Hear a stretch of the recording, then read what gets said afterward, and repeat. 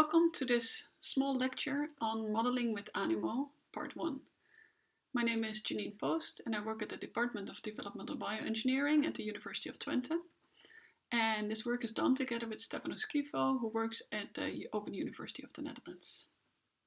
In this short lecture, I will try to explain the basics of the modeling tool ANIMO, analysis of networks with interactive modeling. Molecules in cells interact in complex networks. We can capture the topology of this network in a static representation. But if we were to use a drug that inhibits a specific protein in the network, it is impossible to predict the dynamic behavior of the complete network from these static graphs.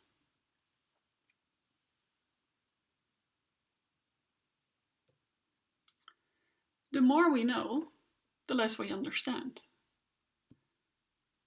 There's an increasing data availability from high throughput and omics analysis, resulting in increased complexity of data analysis.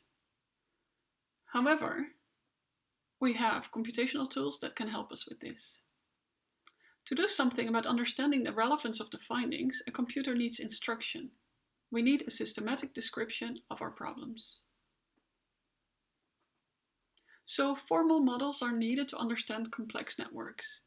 A formal model is a precise description of our current knowledge. If we consider the proteins A, B, and C, and you draw a small network topology, you can see that A can only be active if B is active and C is inactive. So if you want to give this a logic description, you can say if B is active and C is not active, then A is active. You can also describe this in a differential equation, in which the activity of A is dependent on the activities of B, C, and A. In order to untangle some of the complex connections in a network, biologists have turned to computational modeling. Different types of models with different levels of abstraction exist. Very abstract statistical regression models allow for the analysis of data sets and finding links and correlations between data. At the other end, mechanistic models define a system specifically with individual reactants. Their concentrations and their interactions are all represented mathematically by differential equations and fitted with parameters measured from data. In between lie multiple models that vary by degree of abstraction, such as Boolean networks, fuzzy logic models, and ANIMO. When we started this work, no tool existed that allowed biologists to draw network diagrams and to formalize these in a biology-friendly way. We therefore collaborated with the Formal Methods and Tools group at the University of Twente, and together we developed a software tool that allows us to visualize and simulate the network activity, and we call this ANIMO.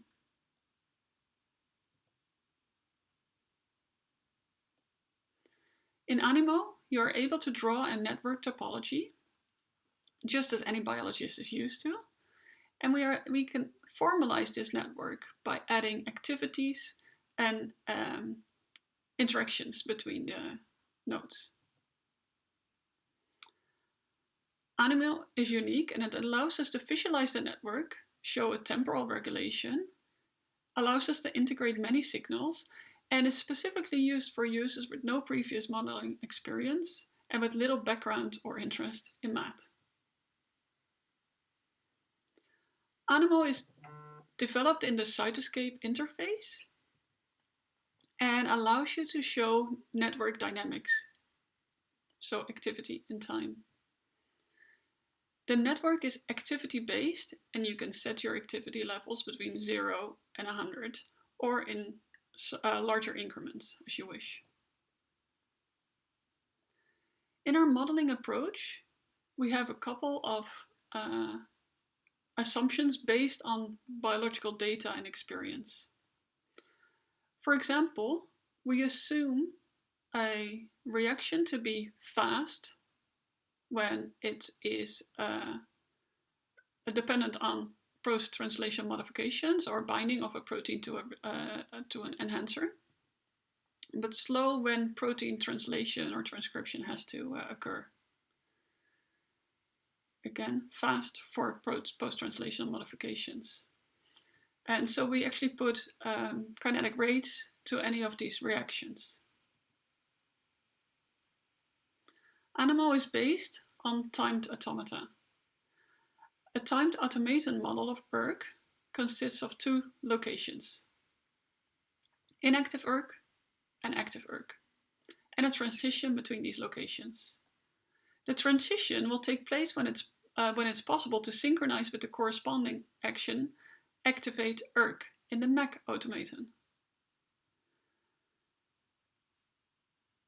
So a timed automaton model of active MEC consists of one location and one transition. And the boundaries that are given are, in this case, t smaller than 20, which is called an invariant on the location and allows residence in this location as long as the clock time t is smaller than 20 units. When t is larger than 18, this is called a guard on the transition, allows the transition to take place when the clock t is greater than 18 units. Together, the invariant and guard in this example ensure that the transition must take place in the continuous time interval of 18 smaller than t smaller than 20. When the transition takes place, the action activate ERK is performed, thus allowing the ERK automaton to reach the active ERK location. And the local clock coupled to this automaton is reset to time is 0. So in ANIMO, all nodes and edges are entered in the user interface in Cytoscape and translated to timed automata. Using UPAL, we can simulate a network and the data is parsed, so analyzed into logical syntactic components, and given back to ANIMO, in which it's visualized in an activity graph. Okay, so what does it mean when we talk about activity? If we take, for example, a cell that contains protein A, of which 10 molecules are present, an external signal can activate models of A, so that 3 out of 10 are active. We then talk about 30% activity of A. Generally, the kinetics of enzymes are described using the model of Michaelis and Menten. In this model, the rate of the enzymatic reaction is related to the rate of the product P formation in the concentration of a substrate S. In this example, 3 rate constants are depicted. In this model, precise reactions can be described. In ANIMO, we abstract these interactions to enzyme E, which activates substrate S. And by the color scheme used, we quantify the activity from active to inactive. In the paper Biological Networks 101, you can read how we used experimental data, in this case relative phosphorylation values of proteins in human chondrocytes, that were measured in time after stimulation with various factors. Here, interleukin-1 beta, and Wnt3a, and a combination of these. This allows us to learn something about the system, which we captured in a model. So in this example, we measured the phosphorylation in time of a fairly large panel of different proteins. For example, ERK, JNK, and P38. From these data, we extracted numeric semi-quantitative data that could be plotted in time. These data were used in our model to improve the knowledge and generate hypotheses. More about this example can be found in the YouTube movie Computational Modeling of Signaling Networks. See the links here.